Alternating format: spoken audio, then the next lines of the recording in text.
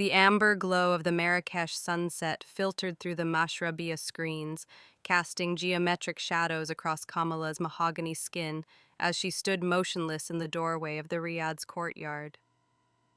Across the fountain's edge, Estera hadn't moved since their colleagues departed an hour ago, still perched on the zellige-tiled bench, her silver-streaked auburn hair catching the last vestiges of daylight like molten copper. The conference had ended. The team had scattered to evening souks and hammams. But neither woman had left. Work had been their alibi for months now, their professional excuse to orbit each other's gravity. Tonight, in this ancient city of secrets and spice-laden air, the pretense finally shattered. Estera's eyes met Kamala's across the courtyard, and the question hung between them like incense smoke. How much longer would they continue this elegant charade? Kamala Naidu had built her reputation on precision. As a heritage preservation architect, she understood the language of endurance, how structures withstood time, weathered storms, held secrets within their bones. At 52, her body possessed the same deliberate elegance as the building she restored. Strong shoulders from years of climbing scaffolding, graceful hands that could read the story of a wall through touch alone, and eyes that noticed every crack, every vulnerability, every beautiful imperfection. The conference in Marrakech had been her project's culmination, 3 years of international collaboration to preserve North African architectural treasures. Estera Claudiu, the Romanian cultural anthropologist, had been her intellectual sparring partner throughout, their debates about preservation versus modernization, growing increasingly charged with something neither acknowledged. Estera was 58, with the kind of beauty that intimidated lesser souls, regal posture honed from decades of academic confidence, high cheekbones that suggested Slavic royalty, and a mouth that smiled rarely but devastatingly when it did. She wore her age like vintage Hermes, luxuriously, unapologetically, with the patina of lived experience enhancing rather than diminishing her allure. Their professional partnership had been impeccable, too impeccable. Every email meticulously worded, every video call ending precisely on time, every accidental brush of hands during site visits followed by elaborate apologies. They had constructed a fortress of propriety around the undeniable magnetism that crackled between them. Now, in the Riad's courtyard with its burbling fountain and fragrant night-blooming jasmine, Kamala finally allowed herself to acknowledge what her body had known for months. She watched Estera's fingers trail absently along the mosaic tiles, and heat pooled low in her belly, a sensation she'd convinced herself she'd outgrown, that belonged to her youth, not to a woman past 50, with grown children and a respectable career. "Everyone's gone," Kamala said, her South African accent softening the consonants. She stepped closer, her silk caftan whispering against her thighs. Estera looked up, and something shifted in her storm-gray eyes. "So I noticed. You told them you had work to finish." It wasn't a question. "And you told them you were reviewing tomorrow's presentation." Estera's lips curved slightly. "We've become remarkably adept at lying, haven't we?" The fountain's splash punctuated the silence between them. Somewhere in the Medina, a muezzin's call echoed across terracotta rooftops. Kamala's heart hammered against her ribs with an intensity that felt both terrifying and exhilarating. "I'm 52 years old," Kamala said quietly, moving closer still. "I thought I'd mastered the art of self-control." Estera stood, and suddenly they were merely inches apart, breathing the same jasmine-scented air. "And I'm 58, she replied, her Romanian accent adding an exotic edge to her words. "Old enough to know that some forms of control are merely elaborate self-deception." The transition from standing to kissing happened with such inevitability that later, neither could say who moved first. Estera's mouth was warm and tasted of the mint tea they'd shared earlier, and Kamala made a sound low in her throat, surprise and surrender and recognition all at once. Estera's hands found Kamala's face, cradling it with a tenderness that belied the urgency of their kiss. Her thumbs traced Kamala's cheekbones as though memorizing topography, as though this woman before her was a sacred text requiring reverent study. When they finally broke apart, both breathing hard, Estera's eyes held a mixture of wonder and something darker, hungrier. "My room," Estera whispered, "is on the second floor." They navigated the riad's candle-lit corridors like conspirators, though there was no one to hide from now. The building itself seemed complicit in their desire, ancient walls that had witnessed countless clandestine meetings, wooden doors carved with patterns that suggested infinity, tile work that transformed geometry into poetry. Estera's suite overlooked the courtyard, its balcony draped with bougainvillea that glowed purple-pink in the moonlight. Inside, lanterns cast dancing shadows across sumptuous furnishings. A low brass table set with hammered silver tea service, cushions and jewel tones scattered across Berber rugs and dominating the space, a bed dressed in ivory linens that seemed to float in the amber light. But Kamala noticed none of this. Her attention was entirely consumed by Estera, who stood before the balcony doors, backlit and breathtaking. The older woman's hands moved to the buttons of her linen shirt with deliberate slowness. "I need you to understand something," Estera said, her voice steady despite the tremor in her fingers. "I've been married, I've had lovers. I thought I understood desire." She paused, the shirt falling open to reveal a lace camisole beneath, the curve of her breasts still firm and full. "But what I feel when I look at you, it's cartography. Your unmapped territory, and I want to learn every landmark." Kamala crossed the distance between them, her own hand surprisingly steady as she helped Estera shed the shirt completely. Estera's skin was pale as moonlight, scattered with the faint freckles of her youth, and Kamala bent to kiss her collarbone, that elegant architecture of bone beneath silk-soft flesh. "I'm divorced," Kamala murmured against Estera's throat. 12 years now. I've had relationships since. Men, one woman who didn't last past 3 months." Her hands found the curve of Estera's waist, fingers spreading to encompass as much skin as possible.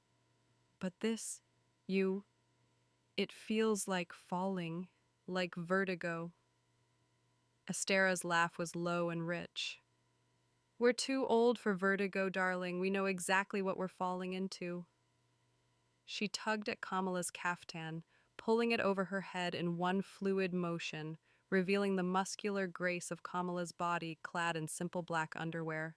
They moved to the bed with the synchronized grace of dance partners who'd been rehearsing for months without realizing it. Every professional interaction had been foreplay, every debate about preservation techniques, every disagreement about cultural sensitivity, every moment their eyes had locked across conference tables. Now, finally, they could touch without pretense.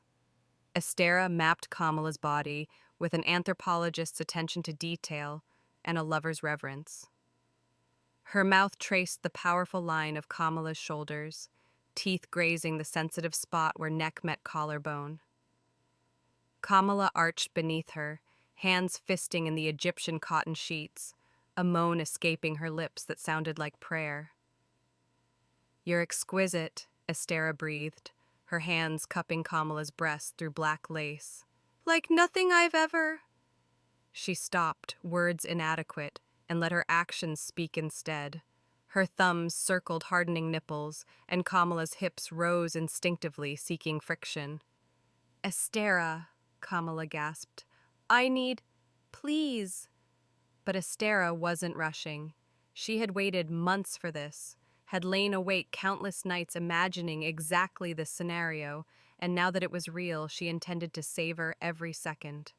Her mouth replaced her hands, tongue circling through lace until Kamala was trembling, incoherent.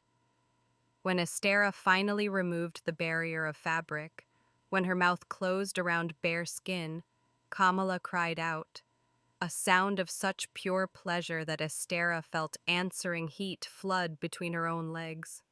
She'd forgotten how powerful it felt to give pleasure, to watch another woman come undone beneath her touch.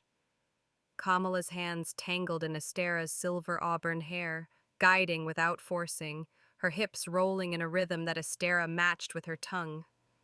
Years of self-consciousness about aging bodies, about softening middles and gravitational pull, evaporated in the heat of their mutual desire.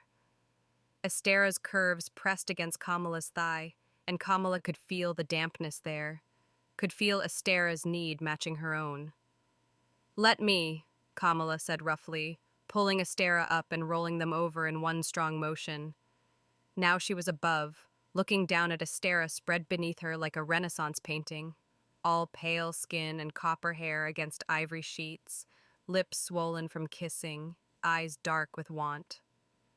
Kamala kissed her way down Estera's body, taking time with each discovery, the sensitive underside of breasts, the dip of her navel, the flutter of pulse at her hip. When she finally settled between Estera's thighs, spreading them with firm hands, she paused to simply look. This woman who'd haunted her dreams, now open and vulnerable and wanting her. "Beautiful," Kamala whispered, and then lowered her mouth to taste. Dawn found them tangled together, the call to prayer drifting through mashrabiya screens along with the first golden light. Kamala lay propped on one elbow, watching Estera sleep. Her face peaceful, younger somehow, with her defenses down. They'd made love 3 times through the night, each encounter different. Urgent, then tender, then playful. Now, in the quiet aftermath, reality began its inevitable intrusion. Estera's eyes opened, immediately finding Kamala's. "You're still here," she said softly. "Did you think I'd leave? I thought you might panic, regret." Estera's hand found Kamala's, their fingers interlacing. "We have to go back to our lives in 3 days. You to Cape Town, me to Bucharest. This conference ends, and then what?" Kamala had been asking herself the same question since approximately 3 a.m. The practical part of her brain, the part that had built a successful international career, raised 2 sons, navigated divorce and professional challenges, that part insisted this was temporary insanity. A beautiful interlude, nothing more. But the rest of her, the part that had felt dormant for years until Estera awakened it, refused to accept that narrative. "I have a project in Barcelona starting next month," Kamala said carefully. 6 months minimum, possibly extending to a year. It's only 2 hours from Bucharest by plane. Estera's expression shifted, hope flickering across her features. "I'm on sabbatical this fall. I could technically work from anywhere, as long as I have library access and decent Wi-Fi." "Barcelona has excellent libraries, and apparently ongoing architectural preservation projects requiring anthropological consultation." They smiled at each other, and Kamala felt something settle in her chest. Not the wild vertigo of last night's passion, but something steadier, foundation, infrastructure. "I'm not good at casual," Kamala admitted. "Even when I try to be, I fail spectacularly.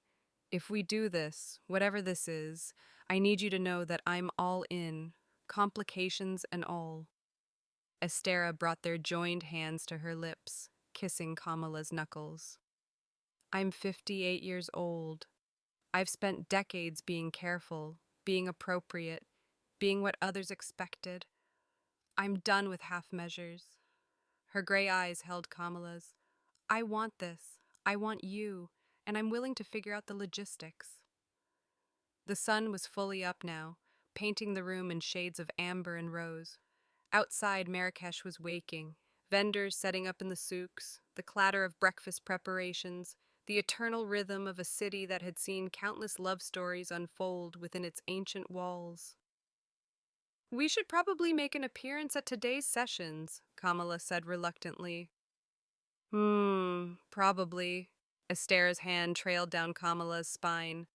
Though I find I'm suddenly very committed to this morning's work. Kamala laughed, the sound rich and free. Is that what we're calling it? We're both professionals, Estera replied, her smile wicked as she pulled Kamala back down into the sheets. We simply needed extra time to collaborate on our joint project. The preservation of rare and valuable treasures? Exactly. And this particular treasure, Estera said, rolling them over, requires very thorough, very detailed attention. Outside, the city hummed with life, but inside that riad room, time suspended itself once more, making space for two women who'd spent months pretending not to want each other, who'd finally stopped lying, who'd discovered that desire doesn't diminish with age, it only grows more refined, more precious, more worth the risk. 6 months later, Kamala stood on a Barcelona balcony watching the sunset paint Sagrada Familia in shades of gold.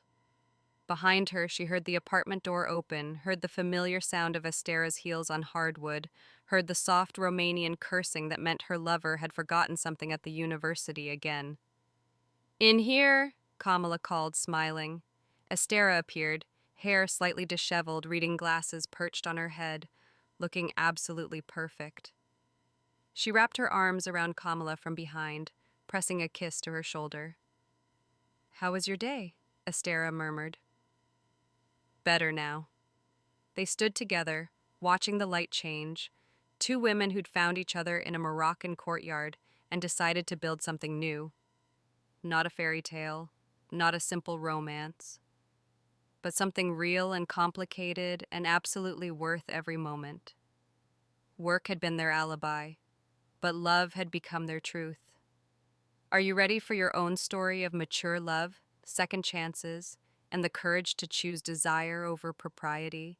Subscribe for more tales of women who refuse to let age define their passion, and share this story with someone who believes the best chapters are yet to be written. Like this story, follow for more mature lesbian romance that celebrates women in their power, their wisdom, and their sensuality. Because love stories don't end at 40, they just get more interesting.